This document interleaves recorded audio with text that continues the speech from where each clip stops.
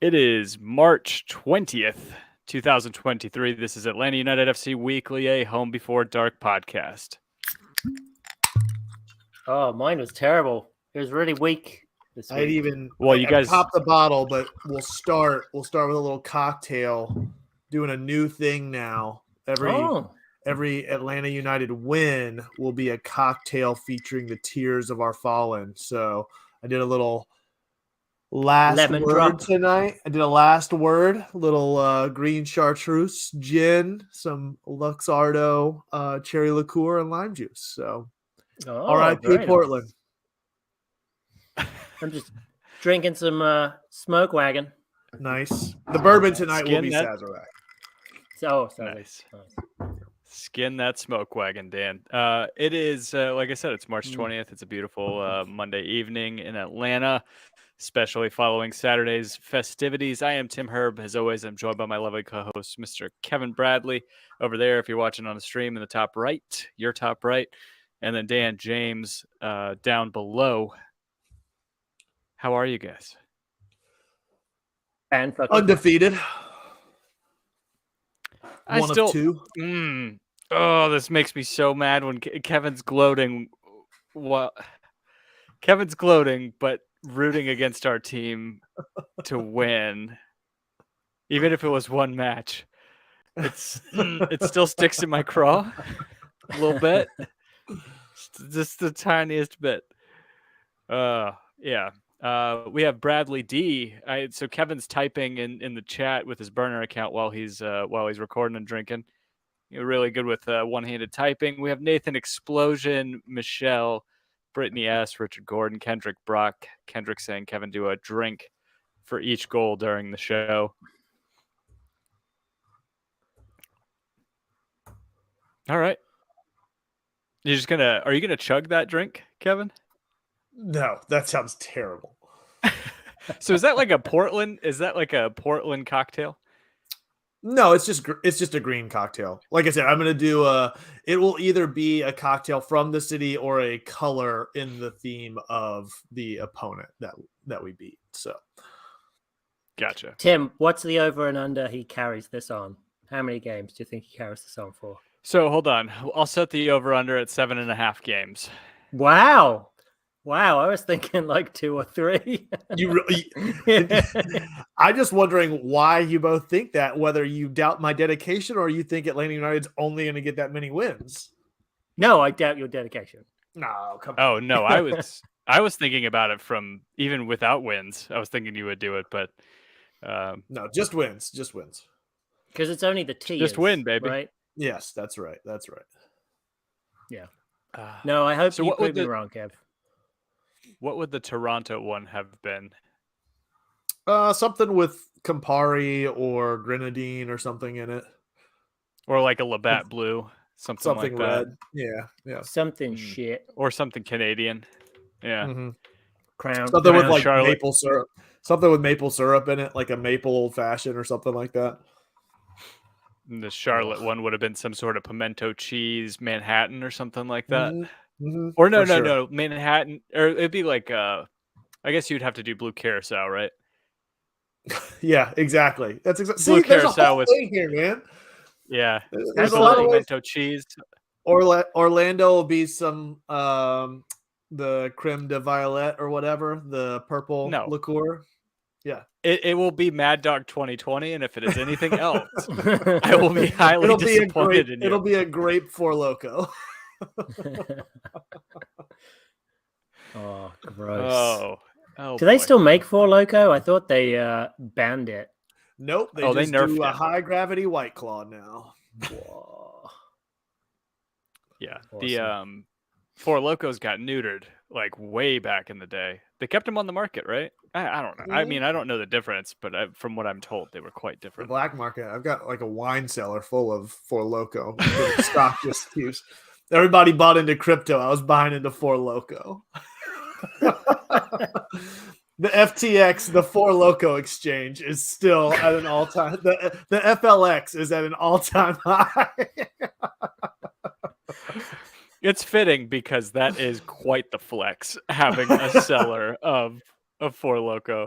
Hey, guys, in the trap, how are you feeling on this Monday evening following Saturday's absolute drubbing of Western Conference? I wouldn't call them rivals, even though it was a rematch at home of the 2018 MLS Cup.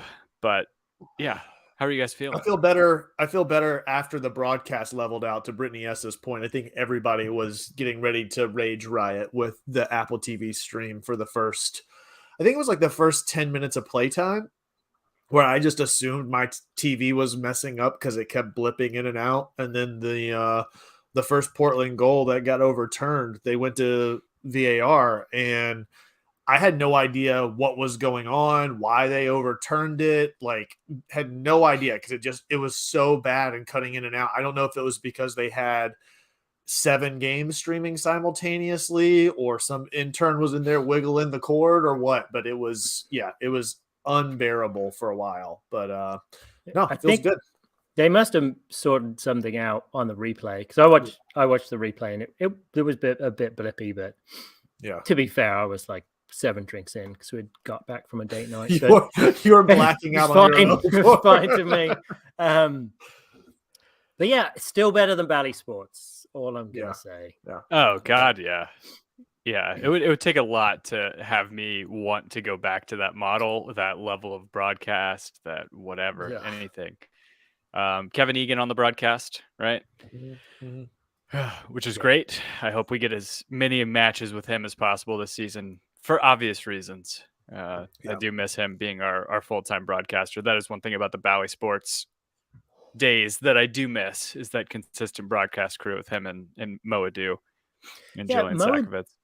Mo Adu, I think he's gone to another team, or do they share him around now? They share him. Yeah, no, it's like Apple TV just rotates their broadcasters.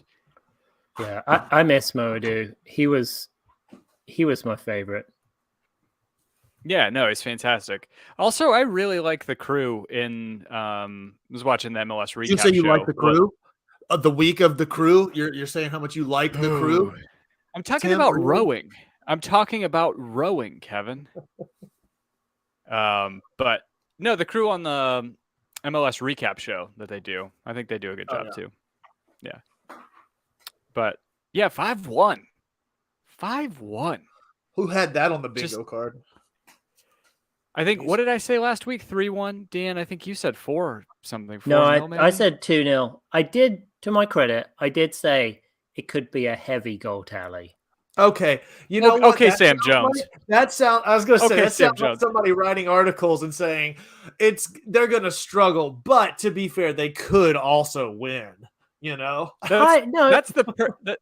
Go back and listen to the podcast. I certainly did not say we were going to struggle. I said we were going to dominate. You said we were going to struggle. I said it's like a certain someone in the media. But you were comparing me. What's that? You were comparing me to him, and that's not. That's because you did. Right. You said one thing, but then you said, "But to be fair, I said this completely contradictory thing." So I was but right. It wasn't contradictory. It was a 2-0 win. In Dan's defense, he thought we were going to win both scenarios. He wasn't pulling for a draw. Okay. Yeah. No, unlike some people on this podcast who pull for draws. Exactly. You know what that reminds me of? You know what that reminds me of is the person who watches a movie trailer is like, this is either going to be good or it's going to be bad. Okay. Okay, so that's probably me. Okay, you've got like 2 of 3 scenarios covered. I don't think Vegas. You bet on red and black on roulette, and then you're gonna get the 0-0. Like, how often is that? Dude, happen, right? You talk about Vegas. When I was at that conference last week, coworker went to, after like one evening at the end of everything, they went out to the casino on the outskirts of Phoenix and sat down at the poker table. First hand got dealt straight flush. Ended up winning 20 grand on the first hand they got dealt, and just cashed out with 16 in cash and just left.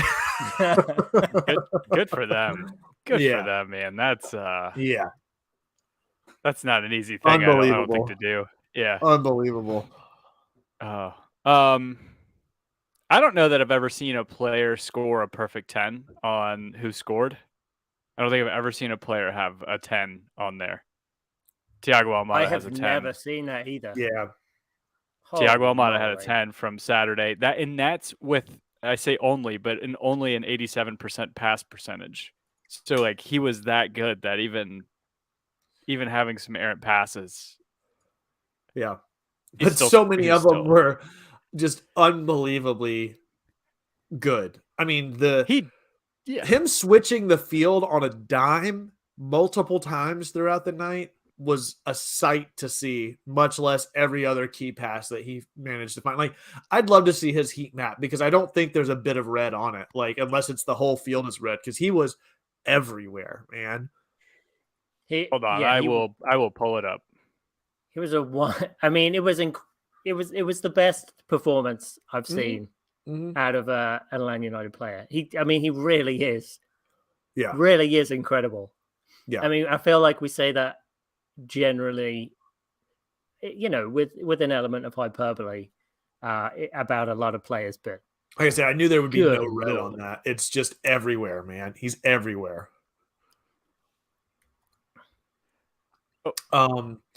Yeah, Dan, we've talked a lot about Almada in general and how great he is and what a skill he has on the ball, but more and more seeing these kinds of performances, like I feel like with the amount of people that we've had come through this roster over the past 4 years, let's say 3 years, players that have some level of talent or capabilities that's like, yeah, you can see where they could be good, whether that's the likes of Moreno or, Hyndman or Barco or, any number of the people that have come through here. I've had this weird sense of like hesitancy to acknowledge how good Almada is over recent months, let's say, like at the end of last season and going into start this season. It's like, yeah, he's good. I mean, I say it in jest, but honestly, like whenever we were doing the transfer numbers that we were all predicting about, like, is it 40 million or whatever? It's like I took the low a lot because of that, of like having this hesitancy to like acknowledge a player being a standout because it's not just one performance here or there, but it's a matter of like a consistent basis of turning out top tier level performances. And 4 weeks into the season, man, he's given you that week in and week out with different people in the lineup and different people on the roster with different rotations. And it's fucking awesome, man. Yeah. He's fantastic. And I'm just enjoying the time that he's here because it's so fun to watch. He's like, when Almiron would get on the ball and he would just go, you would get this like feeling in your stomach, like, yeah, fucking go, Almiron. But he's just so crisp on the ball, so clean, so just glides around opposing players. He's fantastic, man. I love seeing it. I love it. There is just a gulf of talent between him and the next best player in MLS. And I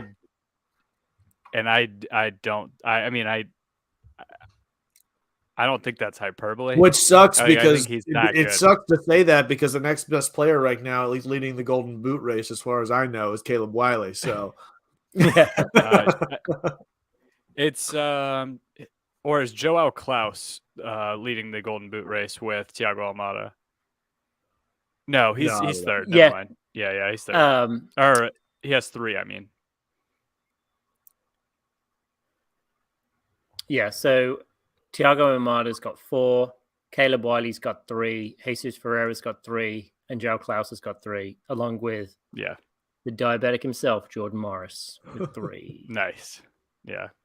So Elliot Beaven posts the question: who is better, Almada or MLS version of Almiron? Completely different types of players, I think, but I think I would take Almada in this current form in terms of making the team that much better. The way that he's facilitating is absolutely insane. The way that he trusts every single player that is playing around him does nothing but breed confidence, Dude, especially among the young players like Caleb Wiley. Yes. He just makes everybody better. And the one thing that he has, that Almiron has, is he has an infectious positivity. Like, it is absolutely. It is crazy, like, how happy he's getting whenever he or anybody else on the team, he's to be the first one to congratulate somebody else who does something well. Yeah. No, absolutely. It's just great to see the entire lineup, top to bottom, be getting that sort of distribution and elevated level of play across the board because they're all playing off of each other so well. And it starts and ends with Almada, really. To your point, Tim, it's like you've got Caleb coming in and playing lights out, getting into space. We talked about it like week 2 of like, he's getting into these spaces. He's just not getting that final touch, and seeing the active coaching on the field from a playmaker like Almada to get him in a space to be able to capitalize on where he's positioned himself on the field without having to be like to take the hero shot or the hero pass. Like, it's going to build that confidence in himself that it's just going to pay dividends. I mean, you saw that with his cross into Yakamakis for his goal, really. I mean, Caleb crosses that in off of a switch from Almada on the opposite side. It's awesome, man. Top to bottom, team play. It's not just one individual standing out. However, that individual is still standing out. It's like, is this the first game in MLS or in Atlanta United history where you've got a goal scored by all 3 of your DPs in the same game? Oh, that's a tough question. I'd have to. Man, I don't even know how to look that up. I'd have to phone up I'm just thinking, football. It definitely never happened. It hasn't happened in the past 3 or 4 years. Like, if it happened, it would have been in the first 2 years whenever it was Miggy, Joseph, and who was our third then? Was that Villalba Tito. Or was that? Or yeah, exactly. The first season, I don't know that we had any games where all 3 of them scored, unless it was maybe that Minnesota game. Or like, I think they did in Minnesota, and I think they did against New England. Gotcha. Because that was the 7. Yeah, that would make sense. Yeah. But still, I mean, it's not often that you have that sort of buildup where you're getting goals scored by all 3 of your DPs, one of which has been, coming into his first start in the team, basically, Yeah. Should we get into the game a little bit? I mean, I guess. Yeah, go for it. So, I mean, I know everyone has been talking about Almada's just stupid free kick. I mean, good Lord. But I mean, for me, I think a very close second to that is the Yakamakis goal, based on, to your point, Kevin, the build-up, because of Almada switching it out to Araujo, then Araujo switching over to Caleb Wiley, and Caleb Wiley basically making a inch perfect cross to find the fourth of Yakamakis to throw it in there. I mean, man, I wish I'd been in the building for the game. I mean, that's got to be one of the best Atlanta United games ever. Yeah, absolutely. Especially coming off of the way it started, right? Like, you go into that and, Portland comes out and scores in the first 2 minutes, and then you're going, what the hell is going on? I know everybody goes into this match thinking on paper Atlanta should get the result that they ultimately end up getting because of all of the roster issues that Portland has going into that match and all of the injuries they have. But still, to go down 1-0 2 minutes in, even with it getting overturned, it's still a wake-up call for everybody on the field to say, we really got to tighten up and figure this thing out quick, because regardless of their lineup and who's in and who's out, they're fully capable of scoring and scoring quick, Yeah. It was, I feel like, I thought it was offside. I thought it was the right call to overturn that goal. But if that had counted, I feel like it would have been a much different outcome of the game. Just a great hit by Williamson. And it's like, come on, guys. But, can't.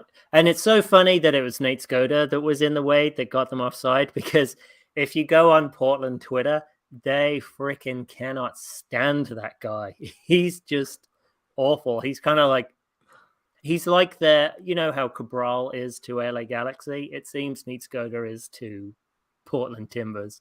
So it was very fitting that he was the one who overturned that. But well, man, I mean, yeah, I agree. Like about the Eric Williamson hit, and what a hit that guy had. That was a hell of a goal if it would have counted. But yeah, for the team to be able to bounce back, knowing that they were susceptible. Granted, that was kind of like not a flukish goal, but that's not something that is consistent with a team like really dominating you or anything like that, or posing that big of a threat. He found space and unleashed an absolute banger of a goal. Yeah. Mm-hmm. But it's still good to see them be like, yeah, like you said, Kevin, wake up call, right? Like it was like, oh shit, or maybe Dan said, whoever said wake up call. Yeah, I go back to how seemingly one-dimensional people thought we were at the beginning of the season. Yeah. There are a lot of people that were just like, oh, we're just going to bang crosses in all game, get up and down, get up the wings all game, bang in crosses, have nobody to get on the end of it. But we're seeing how much versatility we have in our ability to put the ball in the back of the net. And you think about pretty much every goal coming from it was a different type of goal almost for every single, all five of them. Yeah. Yeah. Right. Free like, kick, header, kind of like for Almada second, it was kind of like a lucky little dribbling ball into the bottom right-hand corner. It was a scrappy goal, honestly. Yeah, it was clean, but it was a scrappy goal. And those are the types of goals like you need to be able to score in MLS, because there's going to be shit bouncing around in the box. And there's going to be guys who are going to give you a little bit of space like that. And even if you're Thiago Almada, you're going to get that kind of space in MLS sometimes.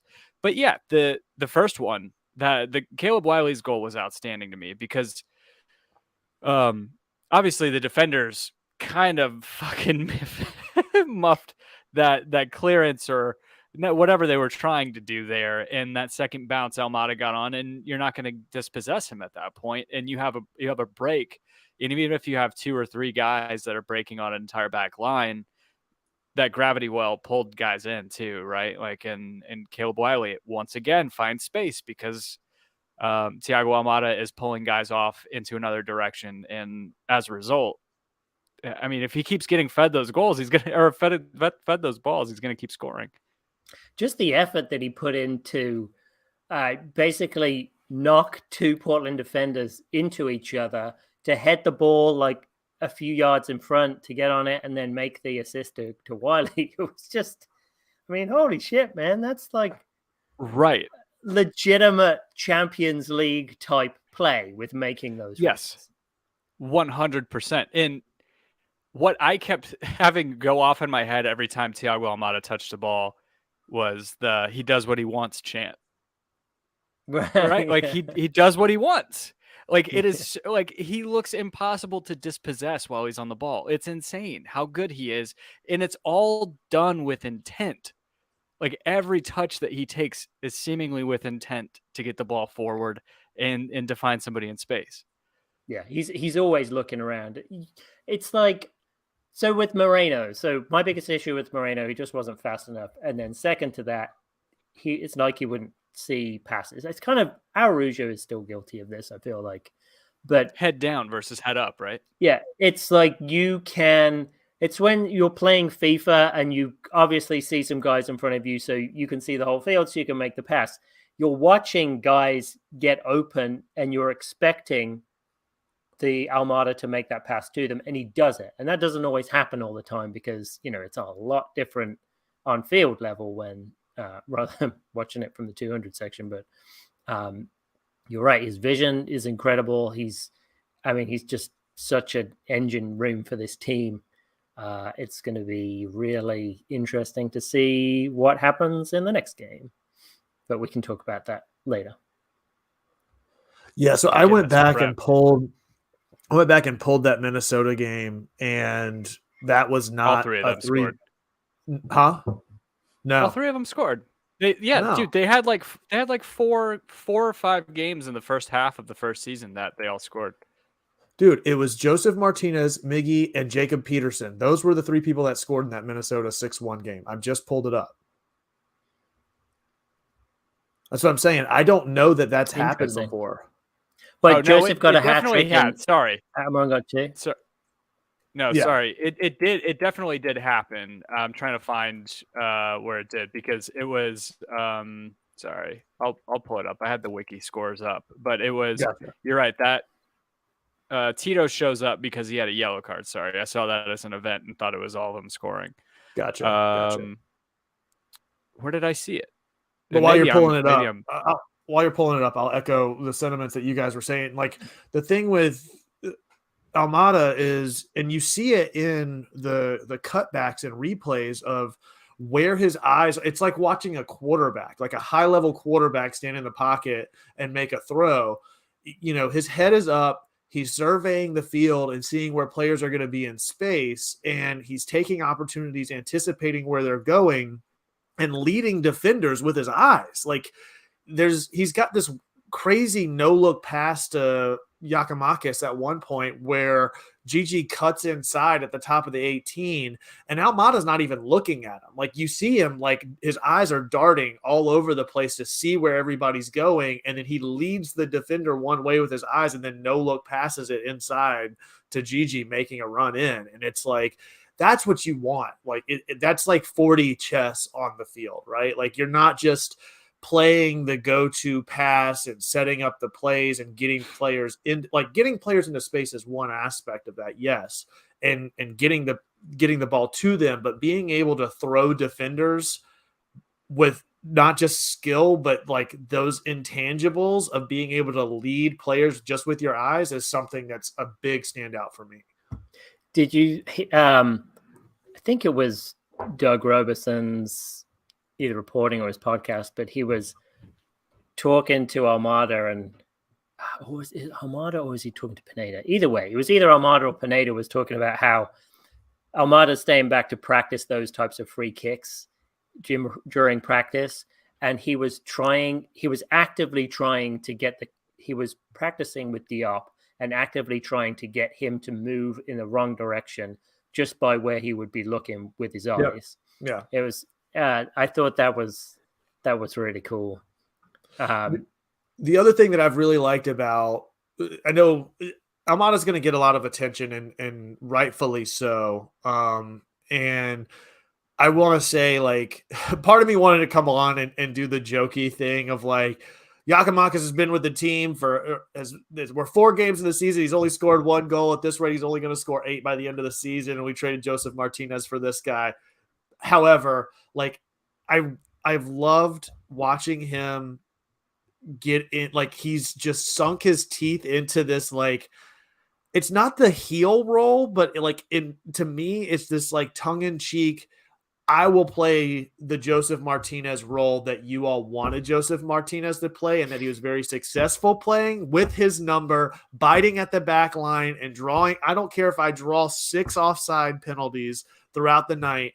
I'm going to bite at that back line and just force them to constantly play on a swivel because eventually the timing is going to work out. The back line's going to take a misstep and he's going to be right there biting at it because he doesn't have to drop back into the mid to do the stuff that Almada and Caleb Wiley and Gutman and Aruju and everybody else is doing.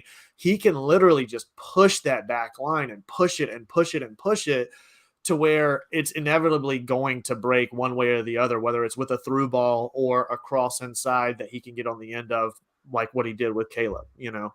Yeah. And even if, you know, it just helps keep the defense honest because even if he doesn't benefit from it, he can, you know, leave it open to somebody else while they're looking at him. Right. Yeah, I love it. I think he's a great fit. I think he's a great fit. This could be a really special season. Yeah. Well, to go back to like the variety of goals, you have so many different types of threats now. Oh yeah. And you have ways of getting them all the ball. And I feel like MLS defenders should be a little worried at this point, knowing that. Granted, if we stay healthy, this also makes Franco Ibarra's job a lot easier as the hold up man to the back line, because especially as we get further into the season, you can't just double and triple team Almada knowing that Giakoumakis can score, Luis Arujo can score, Caleb Wiley can score. Yeah. They're all going to be bombing in, and as a result, you're going to be pulling midfielders further back down, and you're going to have less and less pressure coming to our defense. Yeah, I'm very excited about the way that this team has been constructed and the way that Gonzalo Pineda is putting them out there on the field, because they're gelling really well, but also the formation and the instruction too, because it's not always formation that you see where the guys are, going in, as we've talked about with the left wingers going into midfield and that sort of thing. It's been a sight to behold. So I'm very excited about that. Let's see. Yeah, we gotta shout out our boy Mills. I did not realize that he had gotten married. So big congrats to you, Mills. That's awesome, man. Absolutely. That's really awesome. Yeah, congratulations. Cheers, brother. Congratulations. That's awesome. I did prefer Cristiano Milzonado to Mil Zombie, though. Mil Zombie, yeah. Yeah, Kevin Brown, our buddy, saying GG's hold-up play is great too. A lot of times he would get a difficult ball in, and he would lay it off to the exact person he needs to while carrying a center back like a backpack. Mm-hmm. He plays big. Got those big shoulders too. Dude, he absolutely plays like a brute too. Like he's not. Yeah. I feel like he's not looking for. Yeah, he's not looking to go down or anything like that. Yeah. It's fantastic. Kevin, I was just going to go back. So you're right. It was definitely not the Minnesota game, but if I pull it up on the screen, in June of 2017, Tito, Miggy, and Joseph all scored against Columbus at home. Oh, it was the Columbus game. Wow. Man, you guys had to dig deep for that one. But yeah, I mean, that's to say, I mean, it's not a common thing, in general. And it's certainly not been common for the DP positions that outside of the first 2 years that we've had, like we've wanted to say that we've got scoring DPs in the lineup and in the roster, but ultimately, like, it's just not really been the case, and they've not panned out the way that we've wanted them to. So to see that really happening now, and you're sort of getting your money's worth out of these guys, like that's all I can ask for, as a fan. And I mean, I think that's what the front office, that's all they can ask for too, right? Yeah. I think 100%. So. Yeah. I mean, it's what we've been clamoring for, man. Right. Yeah. Shout out to Portland for actually trying to play football. I love that. There was not a bunker. Like that was the whole thing, right? It's like, are they going to come in and just bunker because they've got so many injuries and everything else and just try to get a point out of it? But no, they tried to go after the game. Yeah. And I like that because that's their identity. That's their personality. Yeah. That rather than trying something different, you want to put your system up against the toughest tests so you can really, really push it out. I kind of feel like that's what Columbus will be doing this weekend, but I wanted to share this and give some credit to Rob Osry. This is one of my favorite memes, and I don't think it gets used enough. But from Always Sunny in Philadelphia. Oh yeah. He said, when Gonzalo Pineda sees an opposing manager do anything but park the bus against his team, and it's Dennis from Always Sunny driving and saying, "You dumb bitch." It's just so perfect. So we do have a bit of a lineup problem that Anthony Neitzel and I was going to say Cristiano Milzonaldo talking about Derek Etienne and Caleb Wiley, because Wiley is progressing a lot faster than anticipated, and Etienne's proving to be a substitute at this point. So. Yeah, and I'm totally okay with that right now. I am totally okay with that right now. If Caleb Wiley is doing what he's doing, I don't know how you can justify taking him out if he's doing that consistently. Like if that falls off, by all means. I mean, it's not like Etienne's not going to get play time, but I don't know how you justify it. Even with the price tag. We had that same conversation before whenever there was who was it that we were talking about on the back line? before whenever we signed Franco. It was Franco and was it Franco and Campbell? And we were like, who's going to get the start? And it's like Franco. Like you brought him in as a DP. Like he's going to start, like regardless of how well he's playing. I think you say that to some level, but whenever you're talking about the production that Caleb Wiley's had 4 games in right now, that it's really tough to justify sitting him and stunting that development whenever he's giving you everything that you're asking for him right now. Yeah, you got to play the hot hand. Yeah. I think, as games start racking up, we're going to have this Leagues Cup coming up, and then there's just the Open Cup when that starts getting going. There's going to be opportunity for players. Even international break, man. I mean, you got international call-ups and stuff like that. Some players might need, you don't want to beat this team into the ground because they're playing so good, and you've ground them down, and you're missing a quarter of your lineup 15 games in, whenever you've still got another potential 20 to get you through the season and playoffs. Like that's not what we need to get out of this team.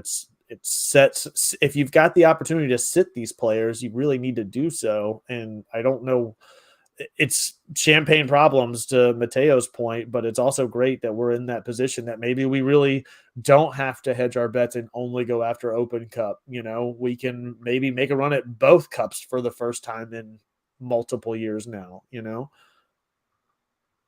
Yep. So we're without, speaking of the international break, we're without 3 guys going into the break, right? Luis Abram, Thiago Almada. Oh, was it? Oh, yeah. Yeah, Machop Chol got called up. Who else did? Etienne got called up. Etienne. Oh, right. He's playing for Almada. Yeah. I guess in terms of the starting lineup, just 2 guys, right? Miles and Thiago. Yeah. How long until Caleb gets a call up, though? And Giacomakis. Oh yeah. Shit.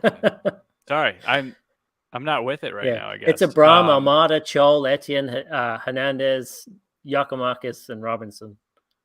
It's like, well, we've seen we can score with Miguel Berry in the lineup, even if he's not the one scoring. Yeah. True. Unleash Wiley. Play Wiley at striker this weekend. Dude, you've got, if anything, that's been, I think, out of the DPs, the big sort of sticking point for a lot of people, and you guys were talking about just a little while ago, is like some of the frustrations this season has been with Aruju and his consistency week over week. And it's like the past couple weeks, he's had great weeks. This next week, if these guys are all out, it's his week, man. Like it's his show to run if they're not in the lineup. And that's a great position to be in as a DP with the other 2 out, Yeah. Do you want to go through? So here's the lineup I was looking at. So obviously Guzan in the back line. You still got Gutman, Parada, and Lennon. And then it looks like Noah Cobb is the next guy up with Abram and Robinson out. And then my midfield is like Ibarra and Sosa.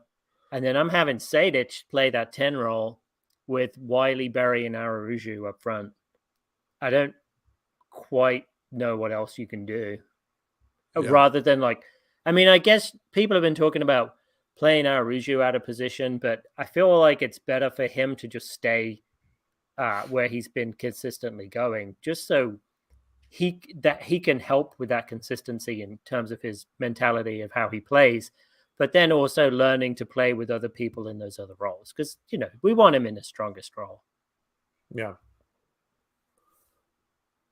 I like the call of Sosa and Sadic as double 8s this week. That'd be fun. Would you still stick? So what would that be? That would be a 4-1-2-3? 3. Yeah, something like that. Oh, interesting. I don't know. I look at the 4-2-3-1, and I think you could still play it with the personnel that you have. Do you not think you could? No, I absolutely can. That's how I've got it lining up in what I just rolled off. Yeah. Yeah, so let's go through that then. So how many starters did we say that we've got out? 3 or just 2?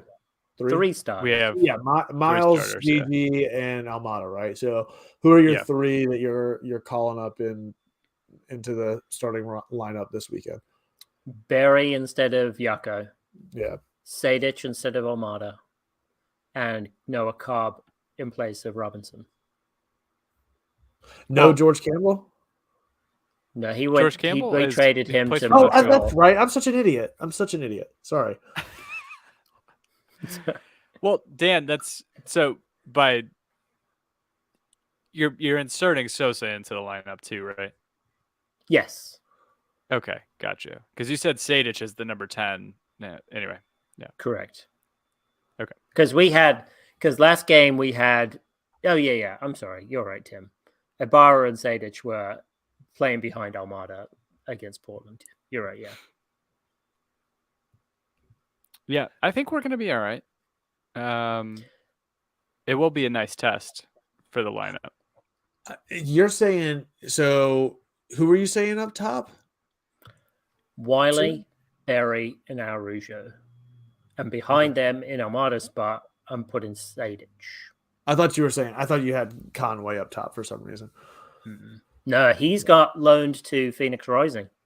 When did that happen? Like 2 days ago. Yeah. Oh, I didn't see that. Okay. That's I think good it might for have him. happened on Saturday. Yeah. No, that's great. He needs to be playing USL Championship and not MLS. Yeah, MLS and Machop Chol's been kind of taking on that position. It seems like anyway. It just with the roster we've got, I don't know how you want 3 forwards basically, unless you absolutely have to. So yeah. And now, to David Dixon's point, it wasn't Phoenix; it was San Diego Loyal. I'm pretty Conway? sure. Yeah. No, I thought it was Phoenix Rising. No, you're right. Who's that San Diego Loyal? Andrew Carlton was. Yeah, he was. Yeah, I don't know where he's at nowadays. No, it'll be exciting to see So, we talked about it. Inevitably, every win so far this season has come with an asterisk. Do you still put asterisks on a game like you? Oh my God, no! Portland? Not a game you win 5-1. Yeah. And surprisingly, this is the first game that I haven't seen much of that. No, yeah, I put that on Twitter. I was like, "This is promising." Like, this is the first time I didn't see a tweet that was, "Yeah, we won, but it was Portland." Yeah, but I mean, Charlotte won this past weekend, right? They beat Orlando this past weekend. Yep. Toronto won 2-0 against Miami. Over Inter Miami, I believe. Yep. And 4 over games Joseph with no Martinez. Yep. Joseph has played 4 games, 300 and what was it, Kevin? Like 350 minutes or something like that. Yeah, something like that. Yeah, still no goal. He's just not the same guy. No, he's not. Yeah. So, granted, San Jose got destroyed at the hands of St. Louis this weekend. MLS leading St. Louis this weekend, but San Jose are still a pretty solid team. St. Louis are leading. They haven't lost. They haven't drawn. St. Louis is definitely the team to beat right now, man. Yeah, their press is just unrelenting, and it seemed like San Jose just got far too cute. I mean, they're not creating much XG, I believe. It seemed like, I don't know, Cade Cole just doesn't seem to be doing much so far this season. I mean, I know he's still very young, but is it 19? Yeah, I mean, I had expected San Jose to pull something together, but I've been kind of downplaying St. Louis just because I don't believe it. But they seem to be. I was gonna say, yeah, first team in MLS history to go 4-0 their first 4 games in the league. Yeah, we'll have to see where it goes. But I mean, Klaus just seems to be the perfect guy to be the spear tip of that system. Yeah. I mean, it's just like relentless press. I mean, they really have put a good job together emulating that Red Bull press. Yeah. It's it has been fun to watch. One thing I wanted to ask you guys, and then we can get back to Atlanta United. I was thinking about St. Louis. Nashville did really well their inaugural season, right? Mm-hmm. Wait, yeah. Austin, another team that did well in their Wait, or did Austin not do well in their inaugural I don't think they did well, but they did really well last season, the second season. Never mind. Completely disregard what I was going to say. I was going to try and liken it to just like a new pitcher coming up and teams not knowing how to handle them their first year in. But I kind of think that's something similar with St. Louis. I don't think teams do know how to handle them right now.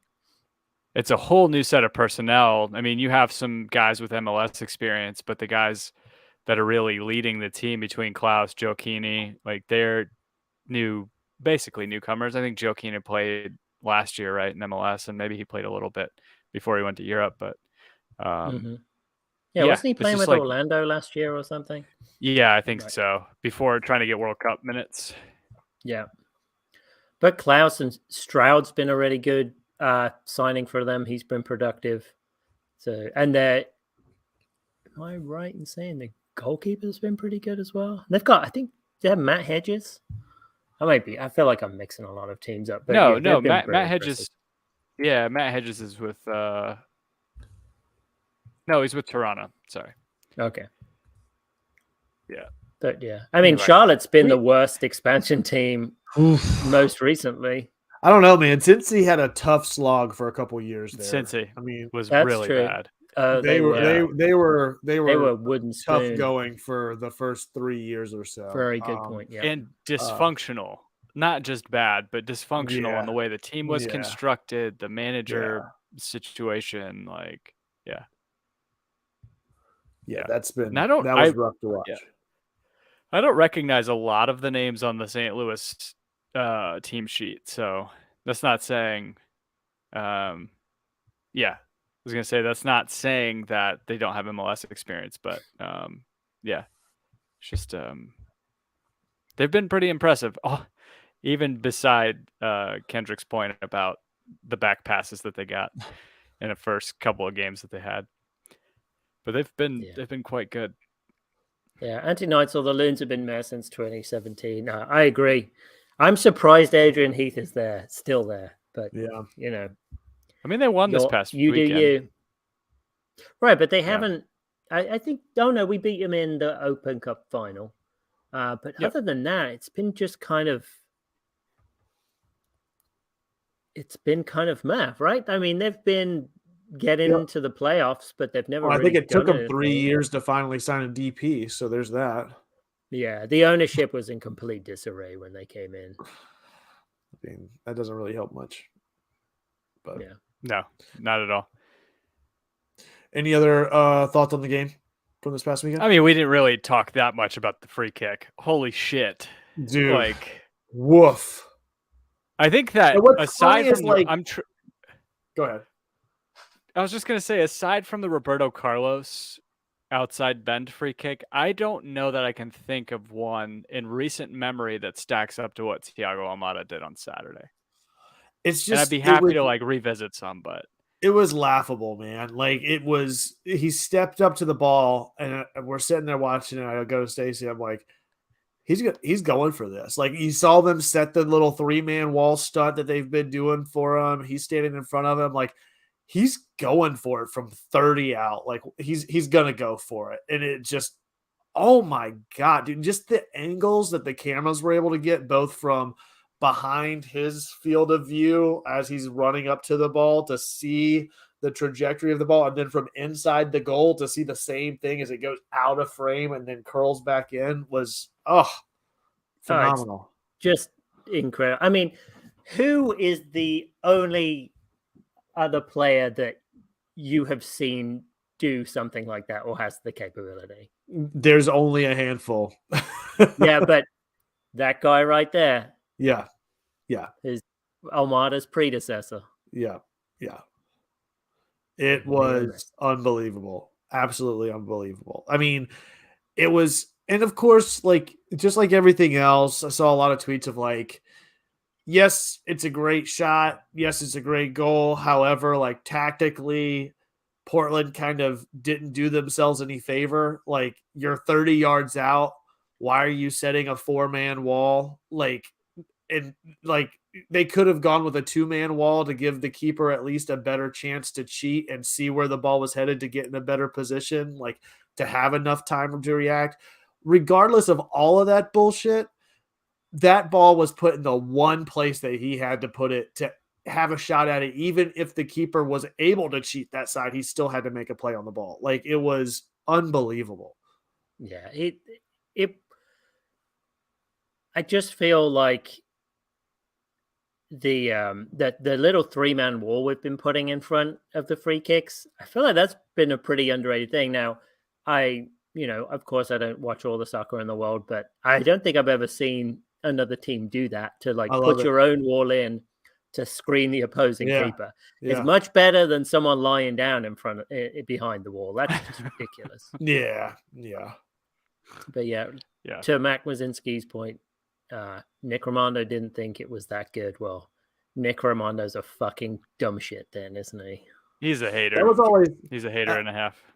It's obviously like not even comparing apples to oranges, but comparing apples to like pumpkins. But that was always my favorite thing to do playing soccer in high school, was on corner kicks to get like 2 paces in front of the keeper and just jump up and down and just block his field of vision entirely as the ball was coming in. Yeah. Well, that's what the Sun did for Charlotte, didn't they? Yeah. That or the sniper, I'm not sure. That pesky sniper. Talk about Brad Guzan, man. For his saves or lack thereof are like, it's like a blooper reel sometimes. Like the one that Portland put in that just like lobs up. It's like going in slow motion. He's like just bumbling over himself to try to get over to that side and falls down. It's like, oh my God, come on, man. Yeah. He's good in the air though. Yes, he is. Yeah. Oh God. I don't know that I have anything else from. It was good to see Aruju score again. Yep. Yeah. Absolutely. Especially like to fight and dig that goal out too. I think that was great to see. Yeah. I think top to bottom, I mean, performances have been great, So I guess that's enough messing around here. You guys know what time it is. It's been long enough. Built it up for 52 minutes.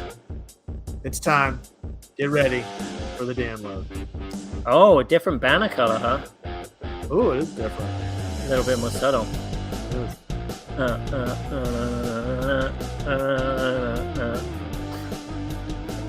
Can you imagine this being your walkout music if you were like a UFC fighter? You just get feel like it'd be that Conor McGregor, Yeah, God, this guy. What, throwing chairs into buses? All right, cool. Columbus Crew. Big arrival in the summer of Cucho Hernandez, the 23-year-old Colombian center forward from Watford. He came in the summer, and since his arrival, he's had 9 goals, 2 assists in 16 appearances, which is pretty good. That's about half a goal a game. Before that, from Watford, he had like 5 goals, 3 assists in 28 appearances, which is about 0.2 roughly a game. So not too bad. Big pickup. Watching some of the highlight reels, though, he is an industrious striker. Great pairing with Zelarayan. He's very active, very just sprightly. He will pick out a volley. He's industrious. He's wants to give it his all. Thanks, Mil Zombie. But the great thing about Columbus is they want the ball. They are just behind Atlanta with possession percentage in the lead. Atlanta is leading the league and Columbus is right behind them. So I imagine they're going to come in, and Wilfred Nancy's a decent coach. I mean, he's going to want to play. He's not going to want to bunker the wall too much. So I feel like they're going to come in and play. And it's in Columbus, so that gives them a step more confidence. So it's going to be a good road test for Atlanta, especially with, like we said earlier, Almada, Yako, and Robinson out.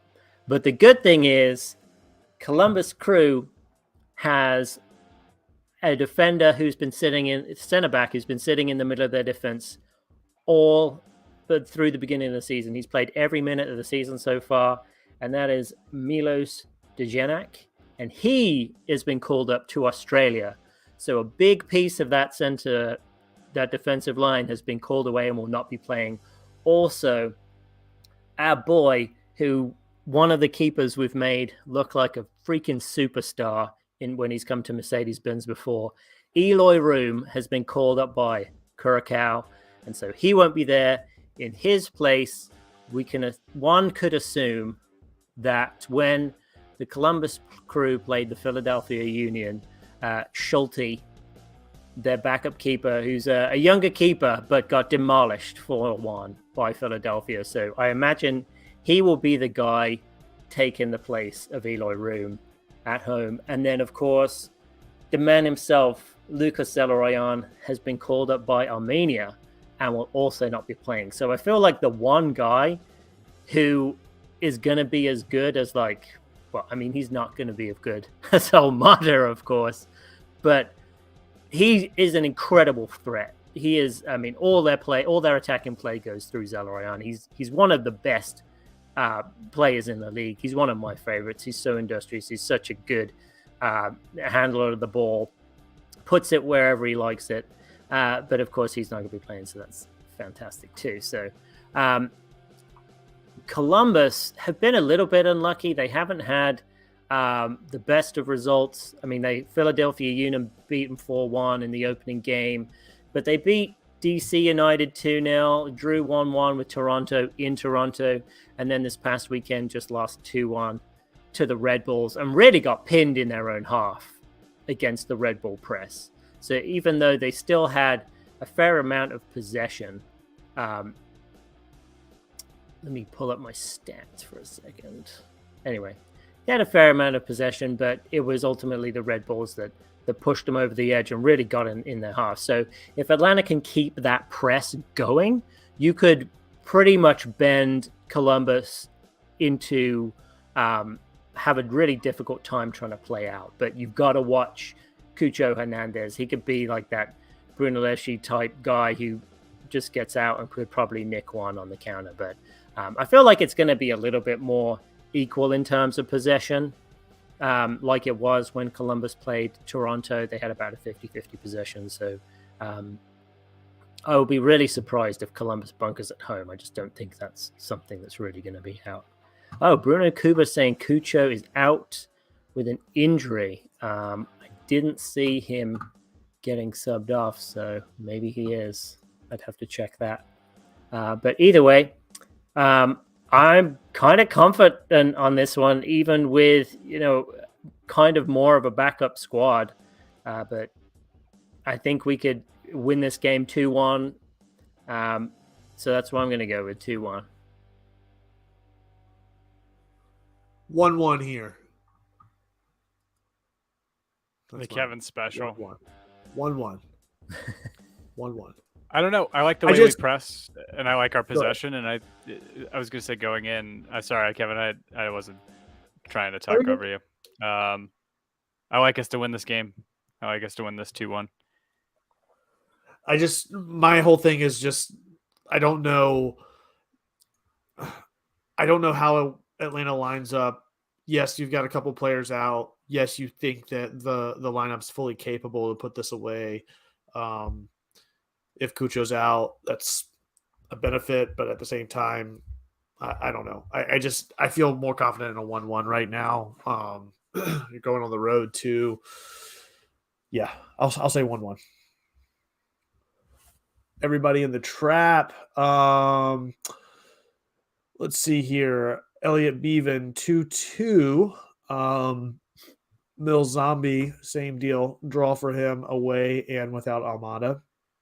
Bruno Cubas 2-1. Believe. Mateo 2-1 with Barry getting on the board. Brittany S. agreeing with me. 1-1. The people are coming around. 1-1. I'll take it, as well as David Dixon with a 1-1. A lot of draws in the trap tonight. A lot of draws. I think a draw is a good, a good prediction. Yeah. Look, man. It's a good safe prediction. I mean, if you want to be like safe about it, some people, like to put like hot sauce on their wings or have mild or medium. Some people just like butter. They just like butter on their wings. You think I'm a butter on my wings kind of person, Dan? Yeah, if you're gonna you're sorely mistaken. Ooh, even Matt Wisniewski on all aboard the draw train. Matt Wisniewski also saying 1-1. The people know. They know who is the best at the score predictions here amongst the trio. So Columbus have scored 5 goals this season. They've only won 1 of their matches. They've given up 4 in one, 2 in the other. I don't know that New York has really been blowing people's doors down with scoring either, and they won 2-1. I mean, Columbus's only win is against DC United.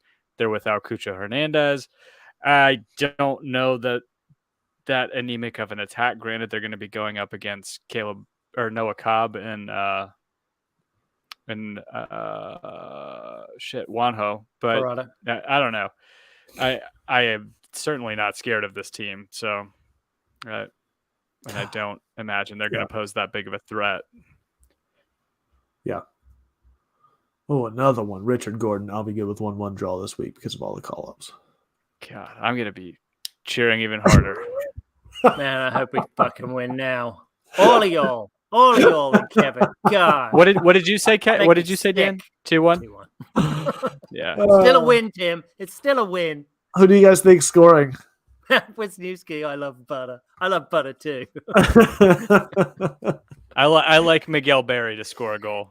And Miguel and Butter probably Araujo. Like Miguel Butter, yeah. Mm-hmm. Ooh, I like it. Revised prediction from Mateo. 2-0, just to be the anti-Kevin. Yes. I like it. Yes. Good job, Mateo. That's great. I like the Bruno Gutman scoring. My bet was on Araujo slotting at home, but I'd love to see Caleb Wiley get another one. Oh, absolutely. But I mean, Gutman could have had. I think he had 2 pretty good chances. He had 2 that, wide open. Almada set up for him. Oh man, how to see Almada play so great? How disappointing was it to have him have that one opportunity right in front of the goal with the ball crossed in, and he just fucking skied it to like the upper tier of the stadium, just 1-on-1 with the keeper with the cross coming. I was like, "What are you doing, dude?" Do you think when he gets to the camp in Argentina, like Messi's going to be, so who are the guys you're playing with? And Almada's like, Andrew Gutman, Brad Kazan. Yeah. All right. I think that'll do it for tonight. Anything else? Did I miss anything? No. Elliot Beavan, Wolf scores. I haven't seen Tyler Wolf play for. I can't even remember the last time I saw him. I haven't seen him play since last year. Yeah. Did he play at all? Did he play last year? Yeah, he did. He did the game that you and I went to last year, Dan. Oh, it's Charlotte? Charlotte in Atlanta, the game that you and I went to. He was playing it was last Charlotte. Year. Oh, yeah. I thought you were saying in Charlotte. I was like, we didn't go to Charlotte. We will, though, one day. I think it was the Charlotte game, yeah. But yeah, last time I recall him playing. I mean, I've heard good things for about a good him. part of last year, right? No, that's true. He was on loan to a club in Belgium, I think, and then he feels like he's forever in U.S. men's national team camps. Yeah. So I don't know. Did you see Owen Wolf's goal for Austin over the weekend? No. I mean, it was a bullet. His little brother? Yeah, he was probably like 20, 25 yards out, just rifled it in there. It was really good. It wasn't as good as Almada, though. That's awesome. It was lower tier. Was it last? It would have been not this past weekend, but the weekend before, right? No, it was last weekend. It was against Real Salt Lake. No, it was on the 12th, though. They lost this weekend. Austin did, yeah. Oof. Against Houston in one of the Texas derbies. Man, what was I watching? I don't know.